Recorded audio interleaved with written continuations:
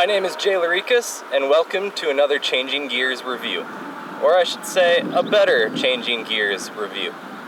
This is my 2021 Jeep Gladiator Mojave, and I'm going to give a comprehensive owner's review of my car today. I see a lot of reviews on the internet. They all go get a press truck or go to a dealership, and then they read you the spec sheet and the options list, and that's effectively it. But I wanted to give an owner's review. I've had this for 4,000 miles, and I'm going to give you a lot of that same information, as I'm sure you're curious to know.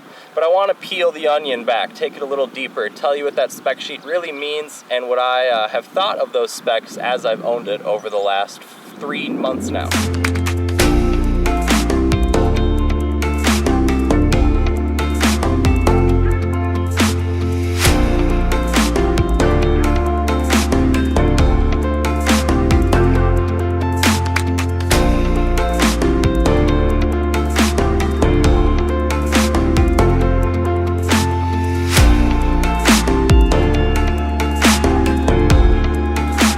Gladiator came out in 2020. There was a lot of mixed emotions about it. Some people loved it, some people hated it, some people really didn't know what it was. And now here we are in 2021, we're into 2 model years of the Gladiator, and boy are there a lot of Gladiators. Just of the Gladiator, not the Wrangler or any other Jeeps, just Gladiators. There's 10 trim levels, 10 color options, and 14 different packages. In total, you can have over 1,400 different Gladiators, different variations of Gladiator. And so when I made the decision to buy a Gladiator, I knew I was looking at a lot. And I spent 2 weeks, different dealerships, tons of research, figuring out what aspects of my Gladiator I liked. And what I settled on ultimately came down to the Mojave or the Rubicon, like many. But to be honest, I don't do a lot of rock crawling, and I didn't want to entirely fit the stereotype of the Jeep guy who buys a Rubicon just to drive it around his suburb. So with the Mojave. Do I do a lot of desert running either? No, but I think the desert running components work better in the real world than the rock crawling components. And let me walk you through some of them. The Mojave sits an inch higher and has an inch wider track to accommodate 33-inch factory tires, 2.5-inch Fox shocks with remote reservoirs, and a much beefier suspension and frame. Everything from the steering knuckles to the control arms to the track bars and just the frame rails in general have been reinforced and given a more beefier setup, whether that's using cast iron instead of aluminum or just overall making the pieces bigger. This is all meant to support the harsh terrain, riding fast, all those hits and bumps that come with those big jolts. And you can even jump these. I'm not recommending it, I haven't done it, and I guess Jeep isn't saying you can do it, but they have put hydraulic jounce bumpers in these, and this is the only model with them. And that's basically asking you to jump it, right? Alright, let's start up front. On the Mojave, or on this Mojave, we got LEDs, that's an option. They don't all have that, I wanted it, I like the look. I recommend it. It's super nice. If you are on the trails, even if it's a dirt road out in the backcountry or just city driving, LEDs are great. I don't know why every car doesn't have LEDs. You also get LED fog lights. You get some fake brake vents that don't go anywhere. This is solid on the back. And it is a plastic bumper, although Jeep guys will of course know that you can replace these out for winch bumpers and steel bumpers and a million other bumpers. But this one's got the plastics, but it does have the orange tow hooks. These are obviously connected to the frame of the car. Super strong, nice to have. If you live out in Minnesota like I do in the winter, you find yourself pulling someone out of a ditch every now and again, they're useful pieces. This one's also Stingray. So this was the press color, and I actually set out to find this color because, call me weird, I like having the press colors of cars, and I thought it was one of the best looking.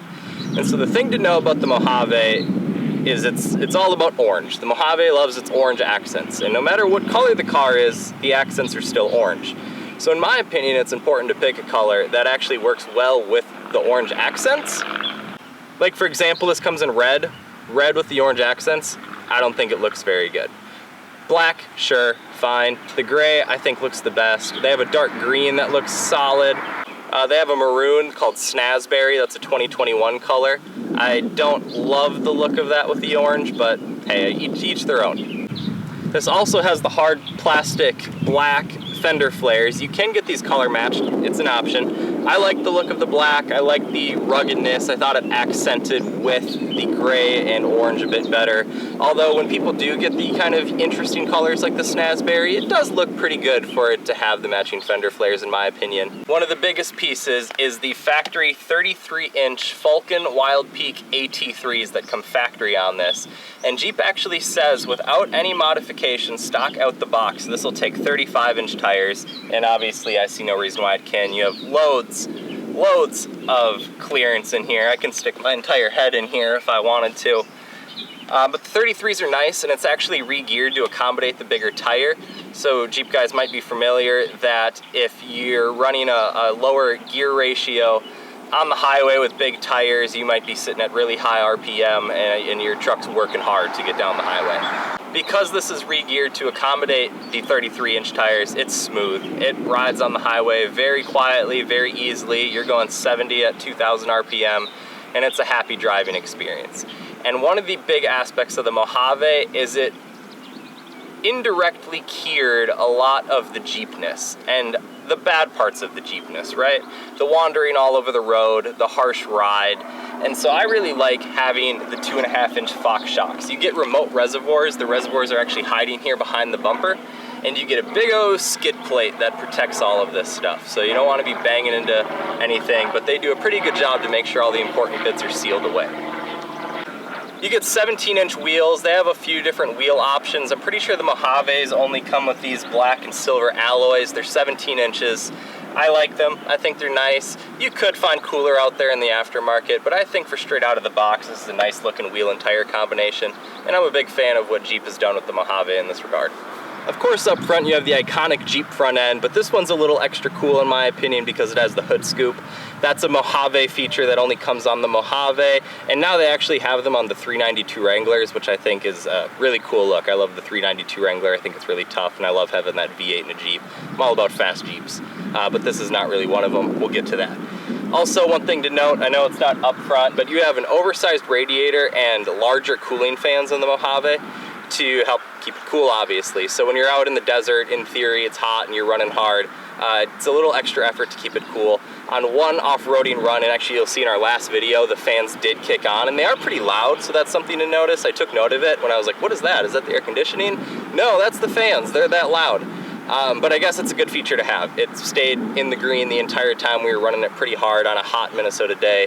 If you're not from here, believe it or not, yes, it does get hot here in the summer. It's 95 degrees here right now. If you've never owned a Jeep before, you'll find one of the quirks to be that the hood operates on hood latches. There's no hood button on the inside of the car. If you find yourself buying one of these and not realizing that, you will spend eternity looking for a hood button that does not exist. You do just flip the latches open, it's pretty easy, lift up the hood, and there's a stick in there. I'll show you it here in a minute. It is an option to get the front mounted trail cam. I actually like it. I wish I would have got it, but I didn't. I find it convenient, believe it or not, for city driving. If you're pulling into a parking spot or you're just trying to see what's in front of you, you're at Target and there's a light post in front of you and you're trying to see how close you're getting to it. There's dumb things that I feel like it would be nice to have, but it's not a necessity. But if you do get it, I think it's a cool option. Coming around to the side of the Jeep, there's not a ton to note out here. You keep seeing the orange accents, and I'll get a close-up of the desert rated badge. This is Jeep's one and only desert rated vehicle. Depending on what trim level you get different options down here. So this has steel rock rails, keeps you from slipping off a rock and crunching the inside of your door.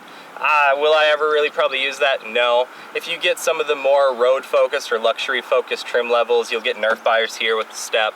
That's nice. You know, if you're like me with a short girlfriend, she kind of complains about hiking up into this thing sometimes.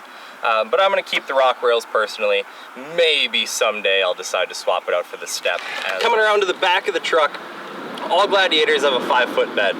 I think it's a really useful size. It's only 6 inches shorter than your standard F-150s or Sierras or Silverados. Most of those have a 5.5-foot bed. You don't lose a lot in that 6 inches. You get a standard tailgate. It doesn't have any of the fanciness that a lot of the new full-size trucks are having a little tailgate war right now. This is an old school soft open tailgate. You just give it a little tap and it just gently falls open, which is nice. My bed is currently full of stuff, so I'm not going to show it to you, but I can assure you it's just a standard bed. There's tie downs in each corner. You get rails. You can put all sorts of attachments on back here, bed covers, roof racks, even tents. They have a million aftermarket bed attachments for these. Out back, we'll talk hitch real quick. Mine does have a hitch. I don't tow a lot. This does just have the base towing package on it, which for these is 6,500 pounds. You can get them up to 7,500 pounds. So it's not gonna be a big hauler, you know, it's not gonna be your toy hauler, but it'll pull most boats, regular campers, the occasional heavy load. When you're moving, friends moving out, they need a guy with a truck. You'll be the guy with the truck and the trailer just fine. One thing to note on the towing regard, there is no trailer brake system attached. So if you are gonna tow something heavier, I'd recommend installing an aftermarket trailer brake system just for safety reasons. While we're on the note of safety, you have all your parking sensors, lane assist, blind spot monitoring. These are all hidden here. Some people don't like the design quirk of these, how the taillights sort of stick out of the body, but it's to fit all the technology in here. So again, this one has LEDs all around. You have the tow hooks on the back. You can continue to see the orange accents throughout the Jeep, which again, I think looks really good with the Stingray. Couple little things to note. The payload's a little weak on these, I'm not gonna lie. It's 1,200 pounds, so it's something you'll need to consider if you are towing a trailer.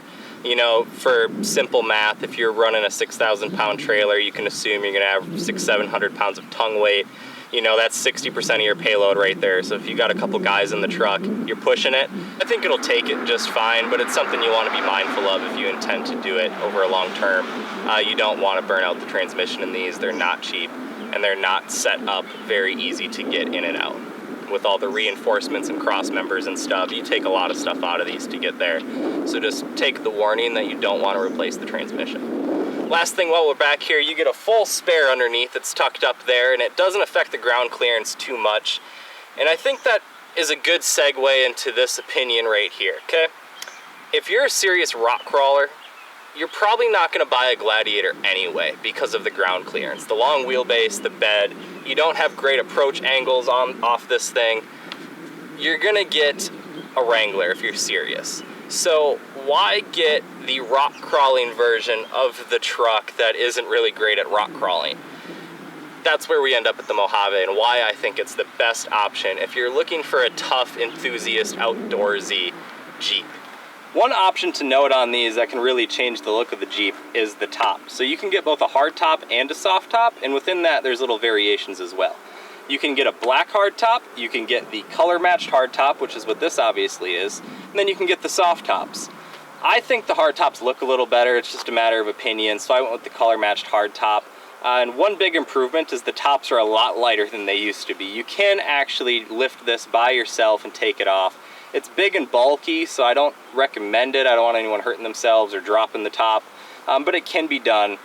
They're very light these days, making it easy. Let's talk a really cool thing that Jeep offers for a second, because I've referred to the aftermarket and all the things you can add on to this thing. And I know some people who maybe have not owned a Jeep before or aren't as familiar might be like, whoa, whoa, whoa, you can't do the aftermarket, you're voiding all the warranties. So yes and no. Jeep as a brand knows that it lives in the aftermarket. And so if you use Mopar catalog aftermarket parts, it does not void your warranty.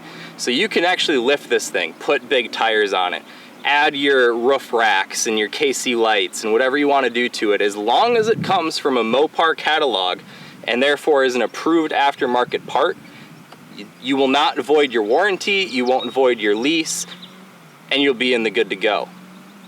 Again, it's only Mopar cataloged items. So you'll want to be very careful, maybe double check, call your dealership before you put something on, but that's a cool option. Let's talk powertrain for a second. So all the Gladiators come with either a 6-cylinder gas engine, the 3.6 liter Pentastar that's now timeless in Jeeps, and is much more reliable than the 3.6 liter engines of its past. I feel confident in my purchase. This has the 3.6 liter V6, and I have no issues. Is it a little underpowered? Sure. But I'm a car guy, I think everything could be faster. I love the day that they slap the 392 V8 into this thing, or a Hellcat swap, or something like that. I love fast Jeeps. I won't bore you with the long story, but the gist of it is after World War II, and all the soldiers came back, and there was a surplus of military Jeeps, guys were looking for a thrill, and they started hopping them up. And so some of the early drag cars and early hot rods were souped up Jeeps. And so that's why Jeep is sometimes a little crazy with its Hellcat swaps and its track hot Grand Cherokees. But I actually love the homage to hot rodding history and what Jeep stands for and where Jeep sort of started in the 40s and 50s. And so I am excited for the day when I can buy a V8 in this, but today isn't that day. So you get the 3.6 liter V6 gas engine, or you get the 3 liter diesel, which is kind of cool. The diesel's fairly sporty too. It's got 442 foot-pounds of torque. The gas engine makes just under 300 with a similar number in horsepower. So they're not a ton of power. These trucks are just over 5,000 pounds. It's a lot of truck. I don't think it's slow. It does 0 to 60 in 8 seconds, so it's all you need, but you know, call me crazy. I always think things could be a little bit faster, and this is no different. One other cool thing is the transmission setup. So you can actually get every trim level, not just the base ones, every trim level as a 6-speed manual, in addition to the 8-speed automatic. They actually consider the 6-speed manual standard, and then it's actually considered an option to get the automatic transmission, although the vast majority of the ones I see do have the 8-speed automatic. But think about this. You can actually get a Mojave or a Rubicon or any one of these new 2021 Jeep Gladiators diesel 6-speed manual. And that's cool. And I think that'll be really popular. Those will be the ones, not popular, but those will be the ones that enthusiasts are oohing and on over in 10 years when they end up at auction. And it's like, man, you don't see a lot of diesel sticks, especially in a full-size Jeep. So I think that'll be cool. As you're starting to get glimpses of here, mine's very posh. I went maybe a little overboard with the options. There isn't much that it doesn't have.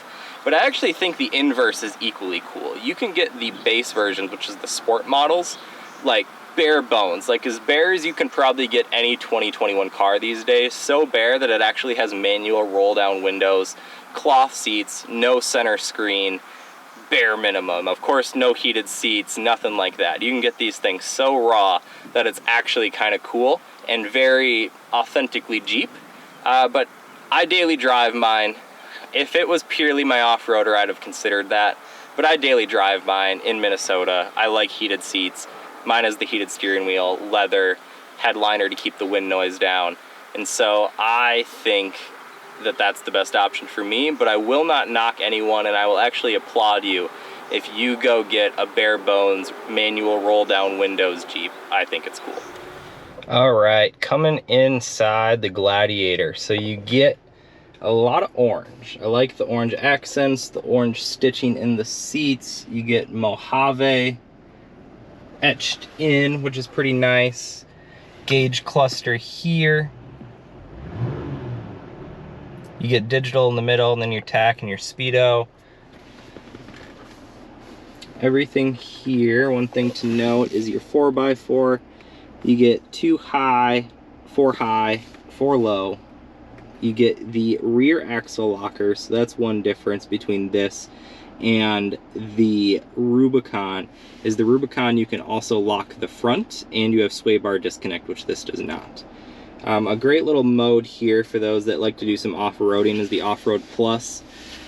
You can only activate this in 4-wheel drive, but it keeps the revs up high. It's effectively a sport mode, really lets you romp on it, which is pretty fun.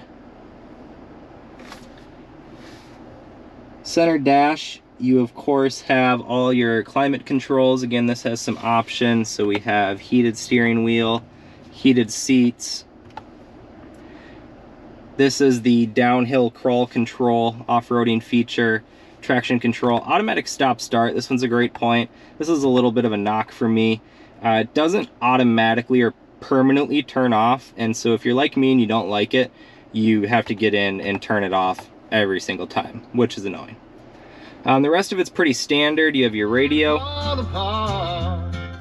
You can get the radio with the base sound system, or you can get it with the Alpine Premium system with a subwoofer. Pretty cool. I did get the premium sound option. It does sound great. Someday we'll look back and smile and know it was worth every mile.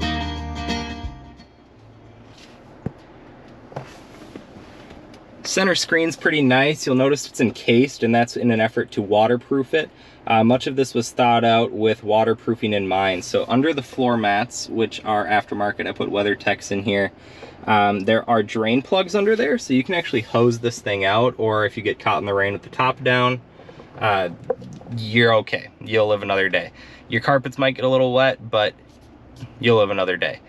So within the infotainment system, I actually think this is a really nice system. So you obviously have all your media controls, Bluetooth, Apple CarPlay, your climate controls, which can also be controlled from the buttons, but it's basically duplicated up top. Again, with your seat controls, backup camera, so you can actually turn the backup camera on without you necessarily being in reverse.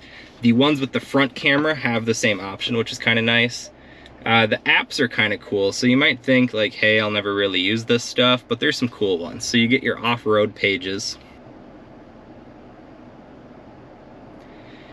And so here you're going to be able to see your pitch, your roll, your altitude. You get to see your coordinates. You can see your drivetrain, so you'll be able to see your steering angle. You'll be able to see what gear your transfer case is in. Right now I'm just in 2. If you're in 4 high, 4 low, you'll see it there. If your axles are locked, you'll see it here. You get your accessory gauges, so if you're interested in your coolant temp, oil temp, trans, oil pressure, things like that, it's pretty useful. As I get on the gas, you can see they're all pretty responsive. And then of course back to the pitch and roll. Other apps I like are kind of dumb. So you get a Wi-Fi hotspot. You can go to travel link. Here's a nerdy one. Weather map. How many cars have a little weather radar in here? So you can see back here, I'm out in the thick of it trying to find a quiet place to film, but back in the cities here where I live, you can see there's a little rain floating around, so kind of a cool feature. You shouldn't really do this while driving, but it's funny because you can view all your sports scores. You know what's playing right now, baseball, teams, what team you like.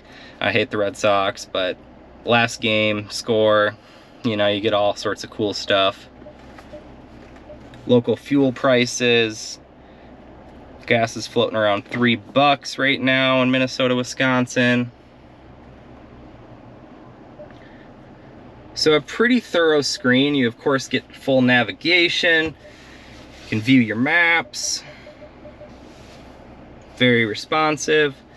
There is Apple CarPlay. I didn't bring a cord. It is not wireless, but trust me, you get Apple CarPlay in these, but you do have to plug in into one of the media ports right here. You get USB-C and USB, which is fairly convenient. Of course, window switches in the center because the doors can come off. On the steering wheel, one of the few options I don't have is the adaptive cruise control, which would go here. I don't really care for it, so I didn't bother getting it. But it does have standard cruise control and all of your voice controls, which is actually pretty useful. The system's a little smarter than most, so I give Jeep some credit for not having a terrible voice system. Nonetheless, I still don't use it much. What the EPA says, I think it's like 22 miles to the gallon. This thing floats around 16. And that is where it's been the entire length of time. I literally got gas 2 minutes before I pulled into the parking lot to film. Full tank, 345 miles of range.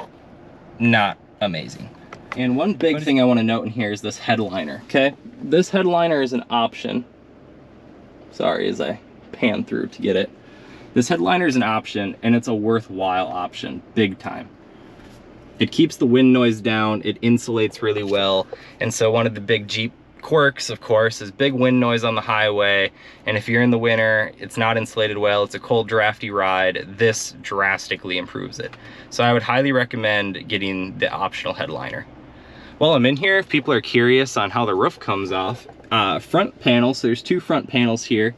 You basically just pull this down, flip each one of these switches, and I'm not gonna do it, but you just push them up and out. Super easy. Comes with a bag from the factory that they go in. So you can take the front portion of the roof off in all of about a minute. The back comes with a little more effort, but it's not too hard. Other little things to note in here, you get a relatively small glove box. Sorry, mine's full of junk. You get 2 consoles, a small one, and then my garbage can, which is much deeper and useful. 2 cup holders. Obviously this is an automatic. Here on some options you get blank accessory switches here, which you could hook a light bar up to, a winch, whatever that may be. I didn't get it. For me, it holds my mints. Again, stitching you get all around. You get nets, so no hard compartments, but you get extra netting for storage. And one big thing is there's no power seats, so everything is lumbar support here, backrest here, more adjustments with the loop, and then the up front switch. As we move around to the back seat here, don't mind my car seat base, as you saw on my shirt, Jeep Dad. Again, I threw these liners on, or the floor mats on, nothing special here. You get some netting. Out back you do get a 115 volt outlet, house outlet, which is pretty convenient. Again, center window switches and climate control. You do get the fold down armrest, fairly nice. Again, the stitching is continued. You do get storage under the seats, which is pretty useful. This one folds up well, although I won't do it. You can kind of see. I keep mine full of junk and toe straps and miscellaneous tools and whatnot. The backs also come down for more storage. You get some tethers and a little more hidden storage back here. I will do a quick, I will show you quick here the gist of getting the roof off, although I'm not going to do it. We'll save that for a future video. So you do get a factory toolkit that comes with the car. I would recommend getting just an aftermarket one. If you get some legit tools, it makes it easier. And you get the cool built-in bolt case, so for hold the bolts for all your roof doors, whatever you want to pull off of this here, and keep them organized and keep you from losing them. And so to take the roof actually off, there's just a couple bolts. One right here, you pull this little plastic bit off and release the wiring harness. This piece is Velcro, and then behind it you can see there's more bolts, and then it continues on the other side. Once you've done the bolts, there's 2 up top in the B pillar, and from there you just lift her off. And again, you can do it by yourself, but I'm going to advise you always just having a friend to help you lift that thing up and over, or if you have a garage winch and you can just lift it off with your pulley system. Sound bar up top, this is nice, sounds great. Jeep kind of knows that when you're riding around with the roof off, your music's going to be extra loud, and they give you a pretty banging system, much better than the old JL Wrangler sound systems in my opinion. You do get a sliding back window, haven't really used it yet. And that's sort of the gist of the back seat. Again, that headliner's huge, highly recommend. If people are curious about how you get the doors off, you start over here on the hinges and take these lower bolts out. Then you come inside. Also roll the window down when you do this so you don't accidentally break the glass. You come inside, you grab these bolts on the hinges, and then this plastic bit comes off so you can unplug the wiring harness. It's just those little like pinch clips. So pretty easy. You can take the doors off once you know what you're doing in 5-7 minutes maybe. But again, know what you're doing, have somewhere to put them. You don't want to drop your doors, you don't want to lean them up against a wall and they fall off and you scratch them all up. That's a day ruiner and a $1,000 mistake. Lastly, I'll open the hood for you. We go back to these hood latches. Try to do it while I hold the GoPro.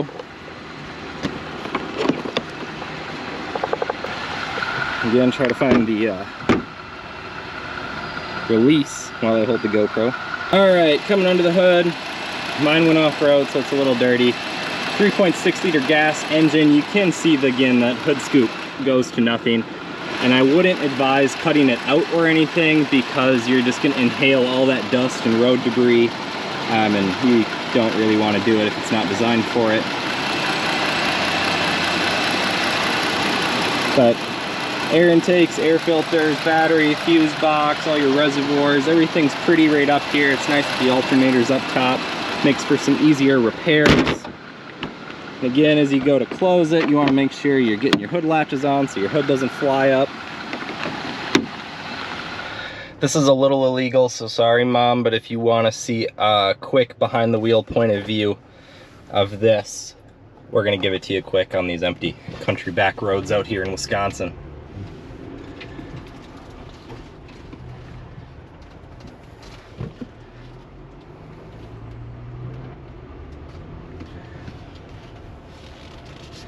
Here's a 0 to 60 for you in 2-wheel drive.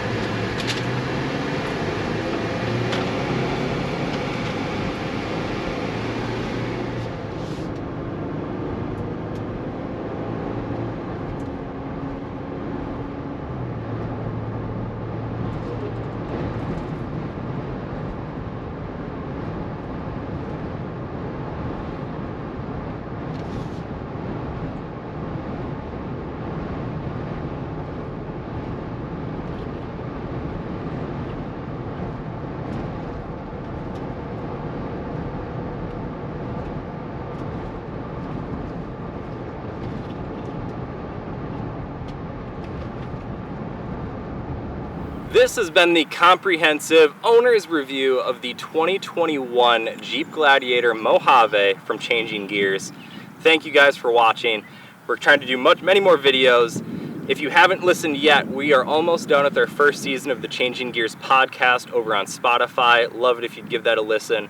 We try to keep it pretty funny, pretty entertaining, throw a lot of people under the bus for their car stereotypes, and have a good time on that show, talking about some new car news and making fun of people who drive PT Cruisers and Dodge Avengers.